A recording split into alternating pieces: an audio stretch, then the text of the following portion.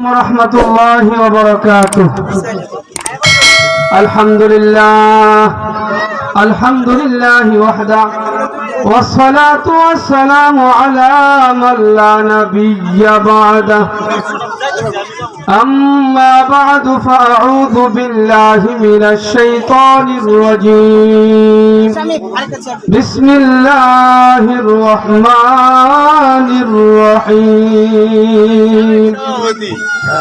وأن الله يبعث من في القبور. صدق الله المولانا العظيم.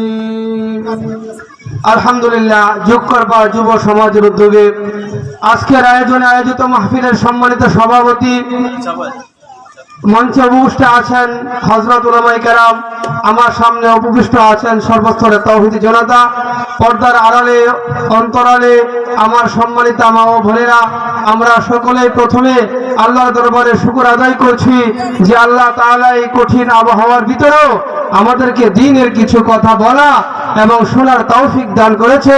এজন্য আমরা প্রাণ খুলে শুকর আদায় করছি, আলহামদুলিল্লাহ। সম্মানিত মুসলিয়ানে কেরাম,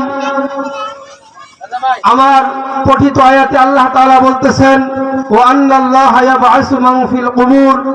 কবরে যারা আছে, কবরে যাদেরকে ঢুকানো হবে, যাদেরকে মৃত্যু দেওয়া হবে, যারা কবর দেশে যাবে, পুনরায় আল্লাহ তাআলা তাদেরকে আবার উঠাইবেন। তো এই মর্মে নবীজি সাল্লাল্লাহু আলাইহি ওয়াসাল্লাম মানুষ ইন্তেকালের পর নবীজি বলেন, ইযা উযিয়াতিল জানাজাতু ওয়াহতামালাহা রিজালু আলা আনাকিহিম। নবী বলেন, একটা মানুষ যখন ইন্তেকাল করে তাকে দাফন করার উদ্দেশ্যে যখন খাটুলায় বহন করে যখন তাকে নিয়ে যাওয়া হয়, নবীজি বলেন, ফাইন কানাত সালিহাতান, মাইয়াত যদি নেককার হয়, মাইয়াত যদি নামাজি হয়, ওই মৃত মানুষটা যদি আল্লাহর পথে সঠিকভাবে চলে থাকে, বিশ্বনবী মুহাম্মদুর রাসূলুল্লাহর সুন্নাহ, তার জীবন আদর্শ সিরাত যদি সঠিকভাবে মেনে থাকে, ওই মানুষটা ওই খাটুলায় শুয়া আনন্দে তার বহনকারীদেরকে বলতে থাকবে, কদ্দিমুনি কদ্দিমুনি, হে আমার আত্মীয়রা, যারা তোমরা আমাকে বহন করে নিয়ে যাচ্ছ, কদ্দিমুনি কদ্দিমুনি, তাড়াতাড়ি তোমরা আমার সুখের ঠিকানা কবরস্থানে নিয়ে যাও। নবীজি বলেন, আল কবরু রাওদাতুম মিন রিয়াদিল জান্নাহ আও হুফরাতিন মিন হুফারিন নার। কবরটা কারো জন্য জান্নাতের বাগান হবে, আর এই কবরটা কারো জন্য জাহান্নামের বাগান হবে।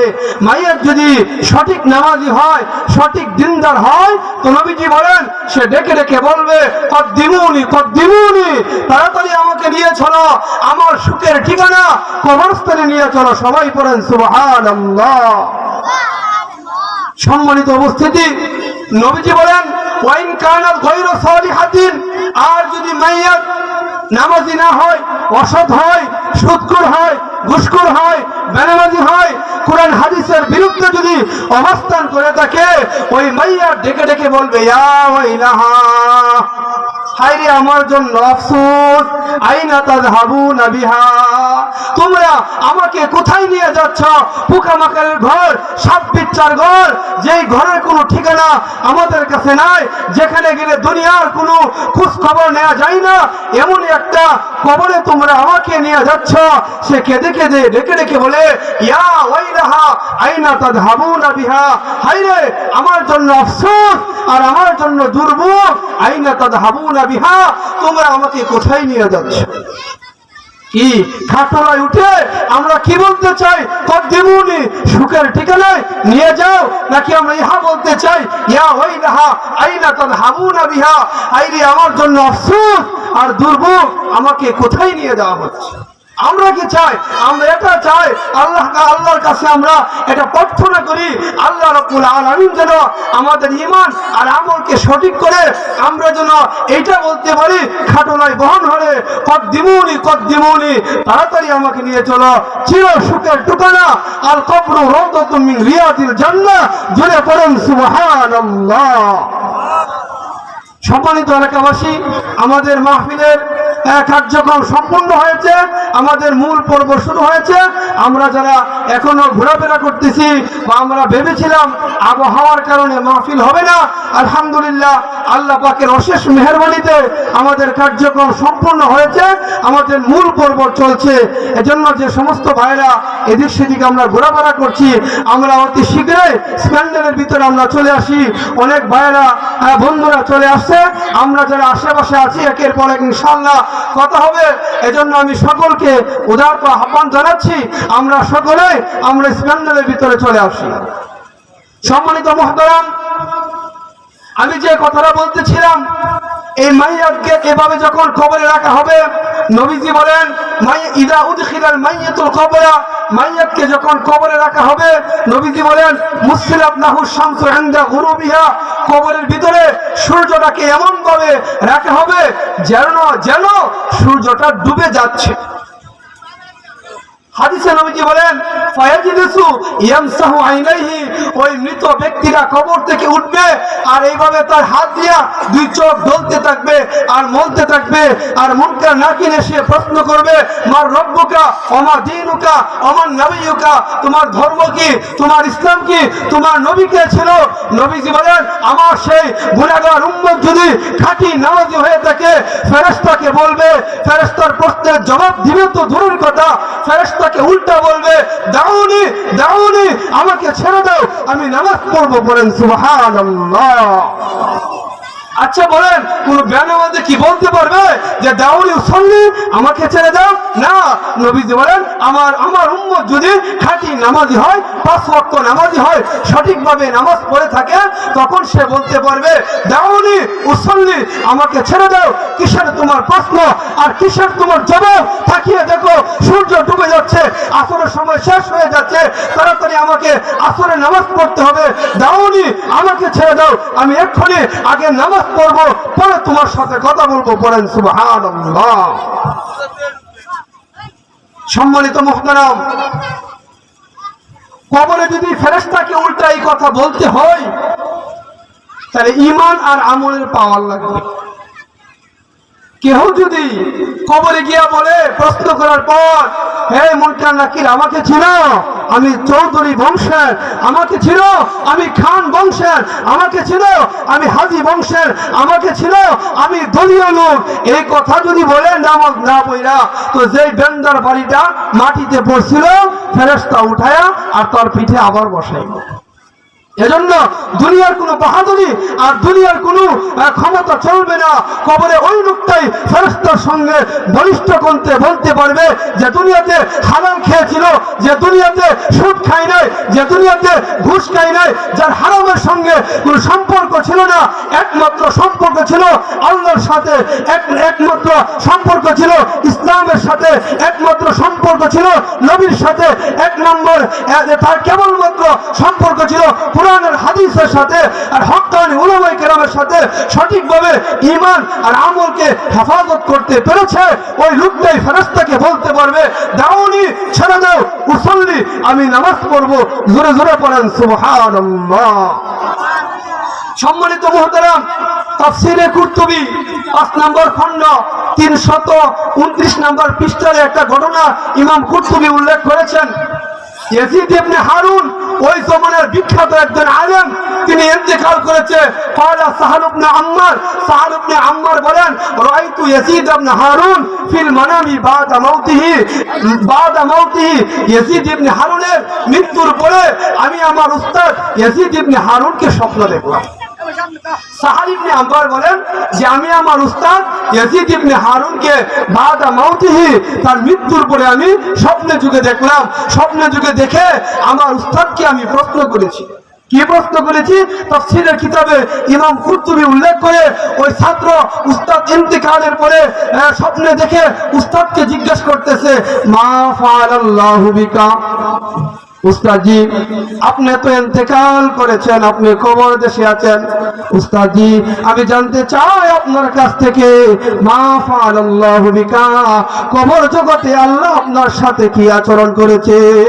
3 প্রশ্নের জবাব কি দিতে পেরেছেন? জান্নাতের ফয়সালা হয়েছে না জাহান্নামের ফয়সালা হয়েছে? উস্তাদজি আমি আপনার কাছে জানতে চাই মা ফাআলাল্লাহু বিকা, কবর দেশে আপনার কি অবস্থা? ছাত্র উস্তাদকে স্বপ্ন যুগে দেখে প্রশ্ন করেছে মা ফাআলাল্লাহু বিকা, কবর দেশে আল্লাহ আপনার সাথে কি মুআমালা, কি আচরণ করেছে? 3 প্রশ্নের জবাব কি দিতে পেরেছেন না আপনি পারেন নাই?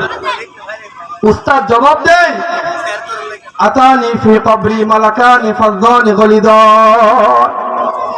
স্বপ্ন থেকে উস্তাদ ইয়াজিদ ইবনে হারুন সাহাল ইবনে আম্মার কে ডেকে বলে, ছাত্র শোনো, আতানি ফি কবরি মালাকানি ফাযদানি গলিদান, আমাকে যখন তোমরা খবরে রেখেছ, আমাকে কবরস্থ করে যখন তোমরা বিদায় হয়ে গেছ, আমার কবরে ভয়াবহ আকৃতির 2জন ফেরেশতা এসেছে।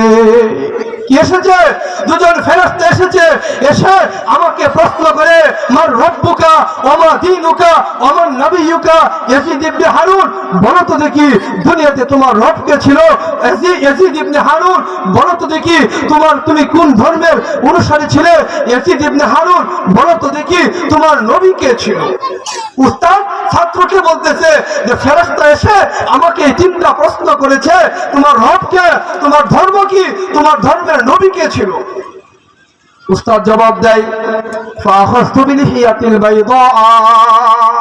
হ্যাঁ ছাত্র শোনো ইয়াজিদ, হ্যাঁ ছাত্র সাহাল ইবনে আম্মার শোনো, ফাখাস্তু বিলিহিয়াতিল বাইদা, আমি আমার হাতে আমার সাদা দাড়িতে ধরলাম। সুবহানাল্লাহ বলেন।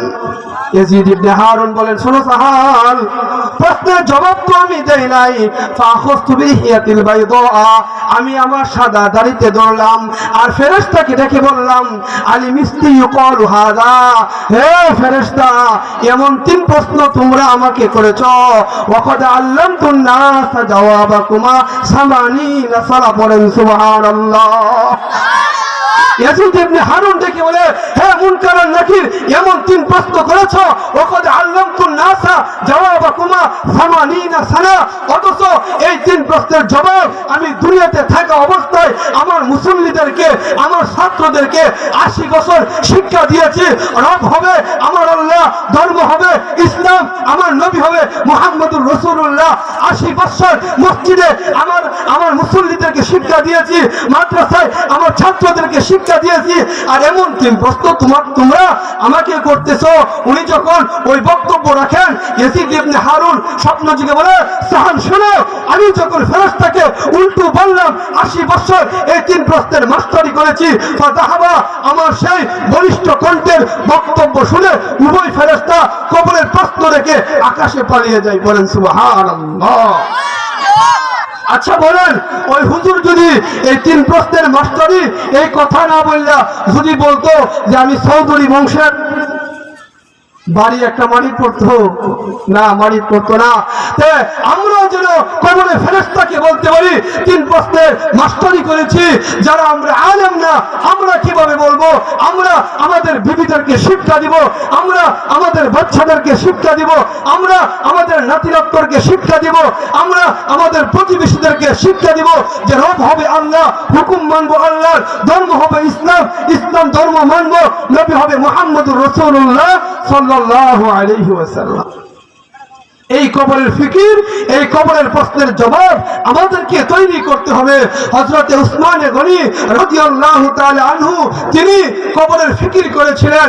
আমাদের ভিতরে তো কবরের ফিকির নাই।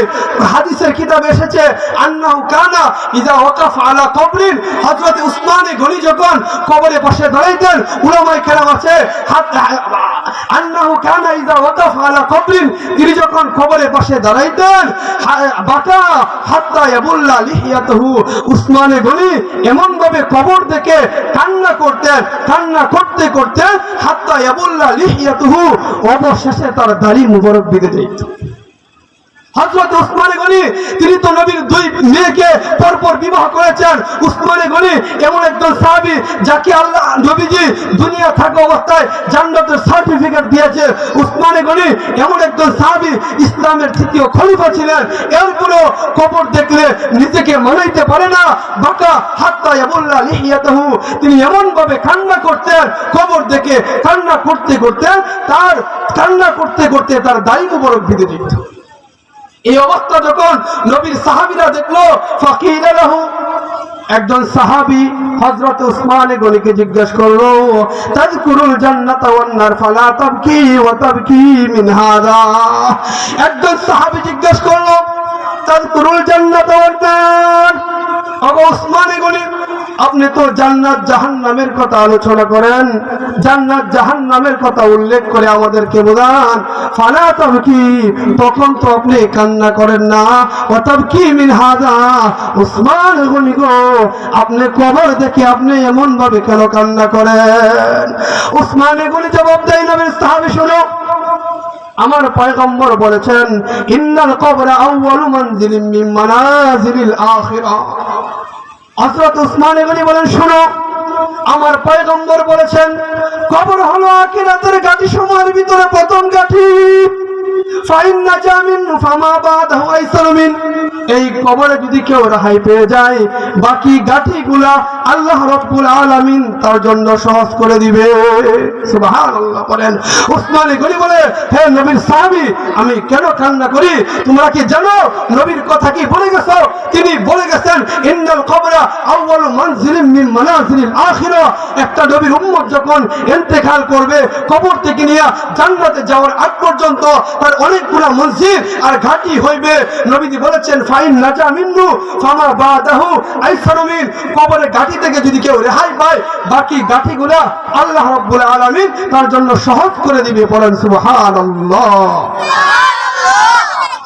এজন্য বাকি গাতিগুলো সহজ হবে, মানে কবরের 3 প্রশ্নের জবাব যদি কেউ দিতে পারে, তো নবীর এই হাদিস অনুযায়ী হাসরের ময়দানে তার মিজানের পাল্লায় তার নেকির পাল্লাকে ভারী করে দেওয়া হবে।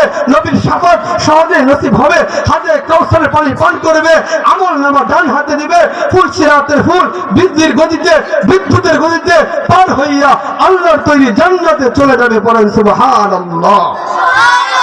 হযরত উসমান গনি বলেন, ওয়াইন লাম ইয়ানজু মিনহু ফামা বাদাহু আশাদ্দু মিন। হে নবীর সাহাবীরা শোনো, নবী বলেছেন, আর যদি কেউ এই কবরে 3 প্রশ্নের জবাব না দিতে পারে, কবর থেকে রেহাই না পায়, ফামা বাদাহু আশাদ্দু মিন, বাকি গাঁটিগুলো তার জন্য কঠিন হয়ে যাবে। বাকি গাঁটিগুলো কঠিন হবে, মানে কবরে যে ব্যক্তি ধরা খেয়ে যাবে, হাসরের ময়দানে যখন তার আমল নামা ওজন দেওয়া হবে, তার নেকির পাল্লা হালকা হয়ে যাওয়ার খুবই সম্ভাবনা বেশি। নবীর শাফাত তার জন্য কঠিন হয়ে যাবে। হাজে কাউসারের 1 গ্লাস পানি পান করা তার জন্য কঠিন হয়ে যাবে। ফুল সিরাতের ফুল পাড়ি দেওয়া খুব কঠিন হয়ে যাবে। জান্নাতের গেইটে গিয়ে দাঁড়ানো তার জন্য বিশাল কঠিন হয়ে যাবে। এজন্য উসমান গনি বলেন, হে নবীর সাহাবী, এই হাদিসের কথা মনে হয়ে যায়, এজন্য নিজেকে মনাইতে পারি না, নিজের চক্ষু দিয়া পানি পড়তে আমার দাড়ি মুবারক ভিজে যায়। পড়েন সুবহানাল্লাহ।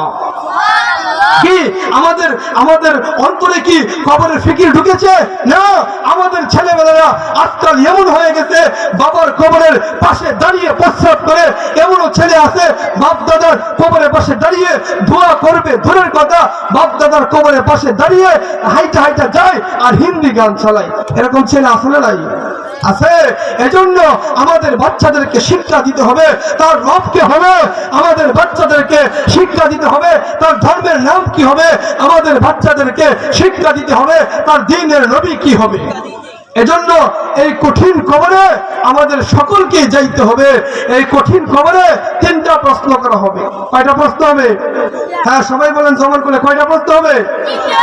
এই কঠিন কবরে নবীজি বলেন, হাদিসের কিতাবে এসেছে, এমন কোন হাদিসের কিতাব নাই যে হাদিসের কিতাবে কবরের আলোচনা নাই। ওলামায়ে কেরাম আছে, জিজ্ঞেস করবেন।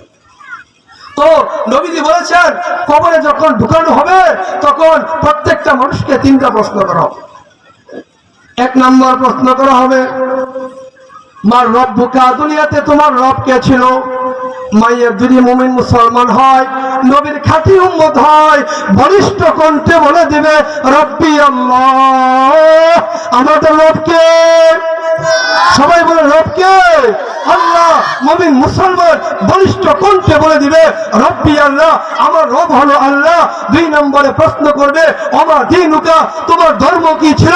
মুমিন মুসলমান যদি মাইয়াত হয়ে থাকে বলিষ্ঠ কণ্ঠে বলবে দীনিয়াল ইসলাম, আমার ধর্ম ছিল ইসলাম। পড়েন সুবহানাল্লাহ।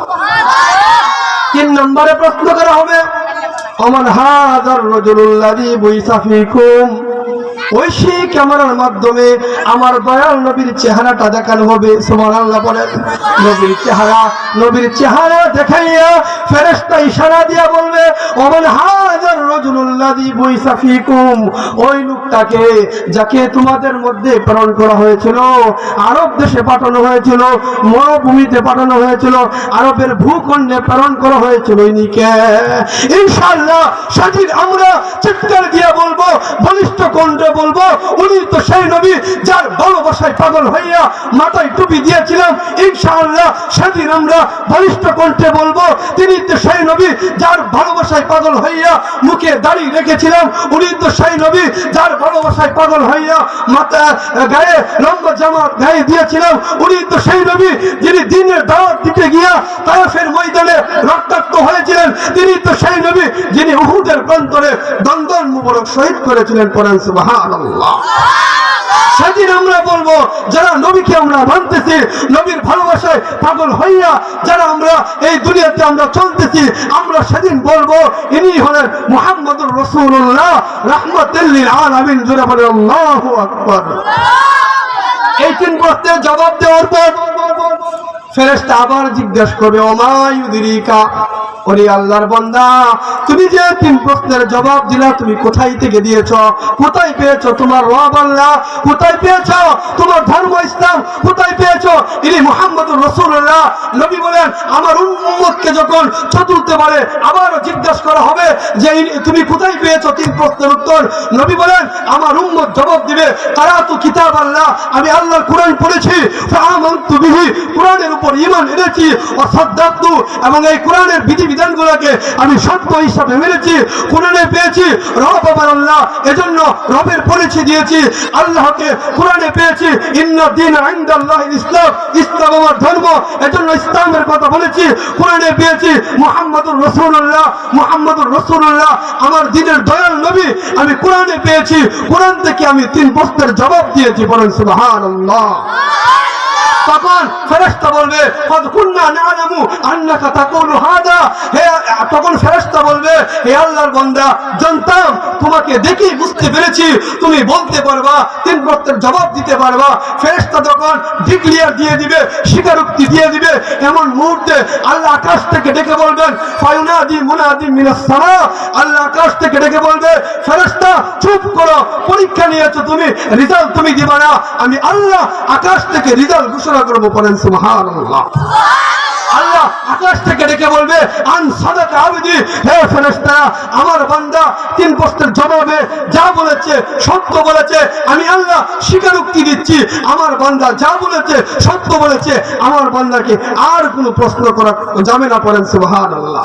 তখন আল্লাহ তাআলা বলবেন যে হে ফেরেশতা 3 প্রশ্নের জবাব দিছি আমার বান্দা, আমি 3টা পুরস্কার দিতে চাই। 1 নম্বর পুরস্কার হলো ফাফরিশু মিনাল জান্নাহ, ফেরেশতা আমার বান্দার কবরে জান্নাতের বিছানা বিছিয়ে দাও। ওয়াল বিসুহু মিনাল জান্নাহ, ফেরেশতা আমার বান্দার গায়ে দুনিয়ার কাফনের কাপড় খুলে আমার বান্দার গায়ে জান্নাতের এক জোড়া পোশাক পরিধান করে দাও। পড়েন সুবহানাল্লাহ। 3 নম্বরে আল্লাহ ডেকে বলবেন ওয়াফতাহু লাহু বাবান ইলাল জান্নাহ, হে ফেরেশতা আমার বান্দার কবরে আমার বান্দার কবরে জান্নাতের দিক থেকে একটা দরজা কেটে দাও। নবী বলেন ফায়ুফতাহু, আল্লাহর হুকুম পেয়ে ফেরেশতা তার কবরে জান্নাতের দিক থেকে একটা দরজা কেটে দিবে। ফায়াতিহি মিন রাহিহা ওয়া তিবিহা, ওই বান্দার কবরে কিয়ামত পর্যন্ত ওই বান্দার কবরে জান্নাতের সুবাতাস আর সুঘ্রাণ আসতে থাকবে। বলেন সুবহানাল্লাহ। তখন ফেরেশতা বলবে হে আল্লাহর বান্দা নাম, তুমি ঘুমিয়ে যাও। ফেরেশতা বলবে না, আমি ঘুমাইবো না, আরজু ইলা আহলি, আমার পরিবার পরিজনের কাছে যাব, বাবার কাছে, দাদার কাছে, মায়ের কাছে, সমাজবাসীর কাছে আমি যাব। ফাউখবিরহুম, তাদেরকে আমি সংবাদ দিব যে আমি জান্নাতের পোশাক পেয়েছি, জান্নাতের বিছানা পেয়েছি।